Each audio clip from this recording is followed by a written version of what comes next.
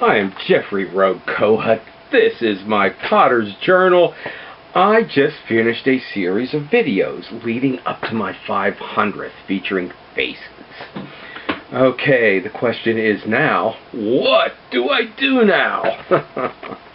Do I go back and start with mugs again? I want to do something spectacular again, but I don't want it to seem forced.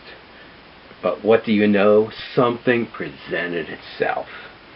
In today's video, we will make an urn for a small family pet and perform the cremation in the home hobby kiln.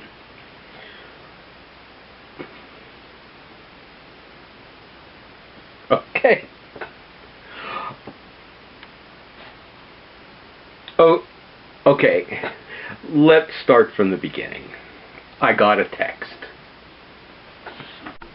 from my niece Julia. Unfortunately, yesterday our little angel baby passed away. She was given so much love leading up to her passing. We love her and miss her so very much. Oh, angel pipeline. I always called it bird. A lovebird, a type of a parrot. And then the pictures and the memories of how big this little thing was to everybody.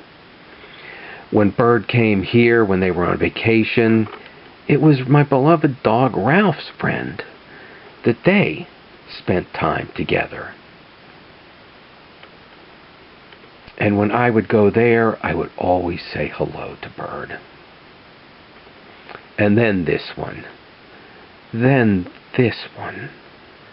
said she grew up with this bird. Now home from university with a first job. And this going back to she grew up with this bird. And then the text, they were going to cremate the bird. And would I make an urn that even pay for it? Well, of course, it would be a gift from me and my beloved dog, Ralph. They were good friends when Bird came here and spent time. And I said if the pot is unglazed on the inside, cremation could be performed here in the urn when firing. And she asked the question, like in a kiln? And I guess I knew in the back of my head this could be done. And I gave her some of the details. And she said that would be perfect. In the back of my head, I knew this could be done. In the back of my head, I knew they might say yes. Let's see what's going on in the studio today.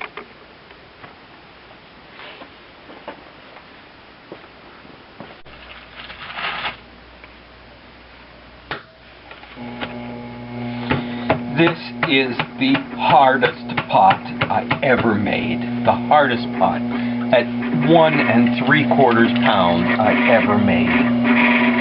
Why? Because I want it to be so much more than I think it'll be. Because she loved that little bird. She grew up with that little bird. That when they came and brought the body out, we walked out to the pet cemetery.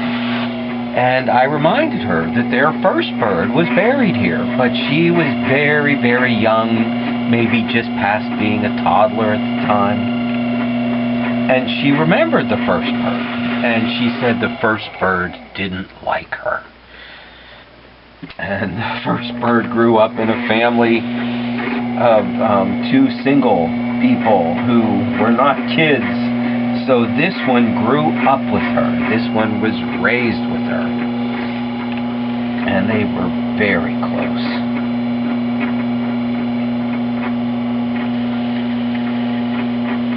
And I think so much of my beloved Ralph, my dog.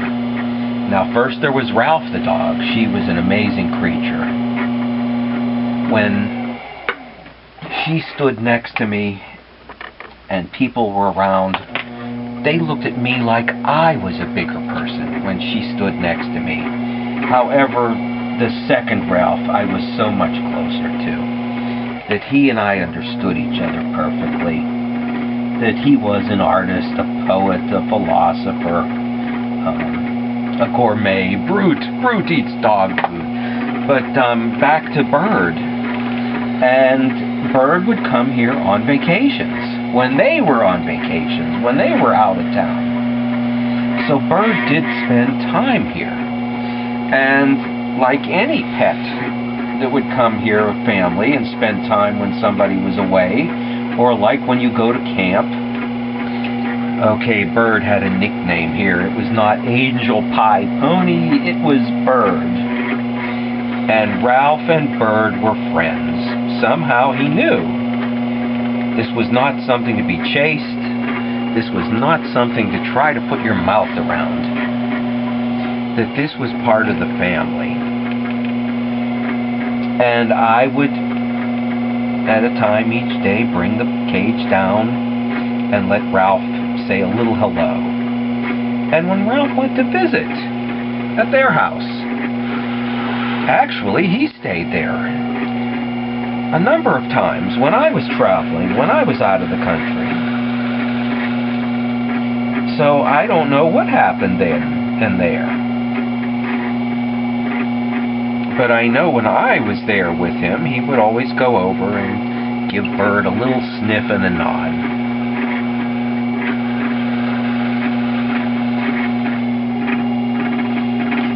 And I did a series of vases working up to this to get a little comfortable with the form and the shape and to figure out a size. I thought the 2-pound vases were a generous size, but I decided to do 2.5. But when they were out here, they thought that was too big, or at least maybe Dad did. And actually suggested something about the size of a mug is the right size for a bird. So that's one of the reasons I wanted to be so much more. I did take 1 pound off of the 2 pounds. I'm using 1 pound and 3/4. And I'm already realized on the first 2 here that I made that it's a problem. I'd like more of a broader, let's see, when I belly it out, okay, at the chest height, I'd like it to be bellied out a bit more. But you can't get your hand in there once you close in the vase, or the lid. So it is a little bit difficult. And I don't trim my pots, so we need to get this way down there, the right thickness at the bottom. At the same time, I do want this to be heavy. A mug you might want to be light and delicate, easy to pick up in the hand, not too thick on the lip when you go to drink.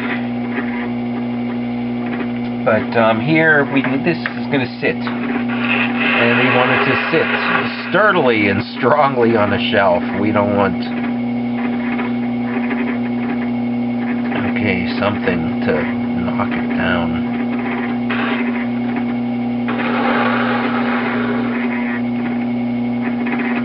So I'm going to try to get this out there. Before I close it in, but actually there's only so much I can do.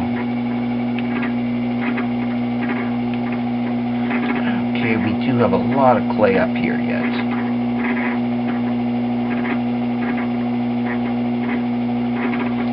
But I found the further I belly it out, okay, the narrower I think the top is, but it really isn't because we've bellied out the pot further.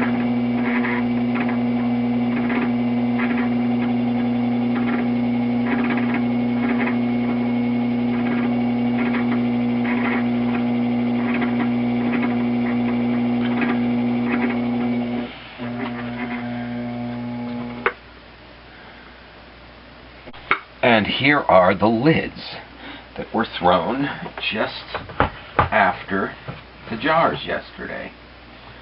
So I'm giving them a trim. Really don't need to take anything off there, but a bit on the side and the outer part of the top.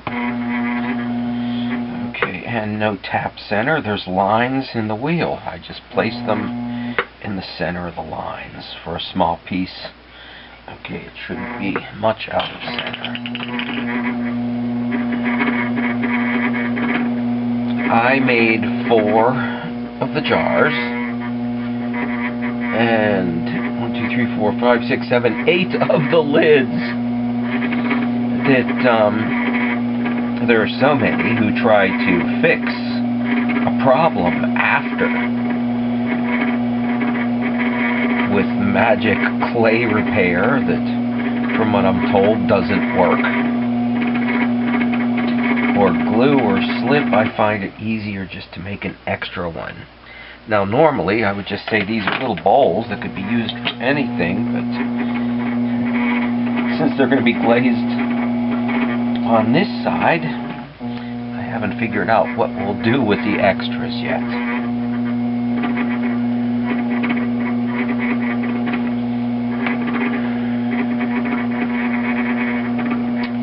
And I'm bringing it a little bit down the side. The lines need to be very carefully placed. Okay, one on the ridge or just under it, and then another a bit down further. And okay, so hopefully, okay, they will fit. Look at that.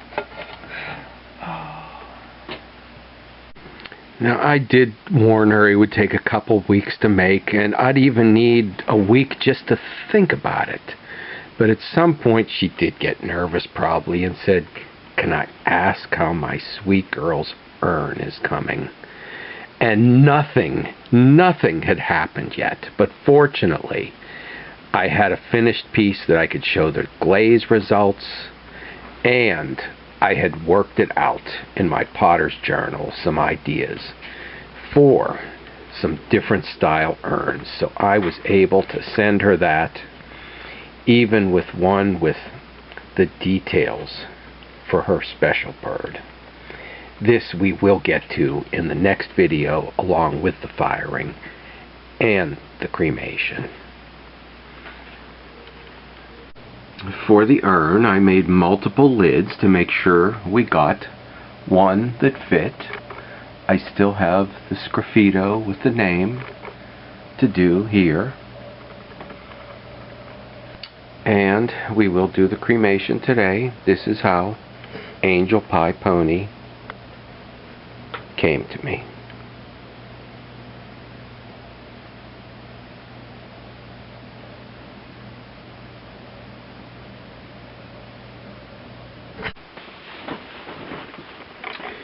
We will wrap this up next week. We will get on to the business at hand that might be of interest or might not. Also, a small service and remembrance for Bird. You are welcome to take part and stop back and see what's going on in the studio next week.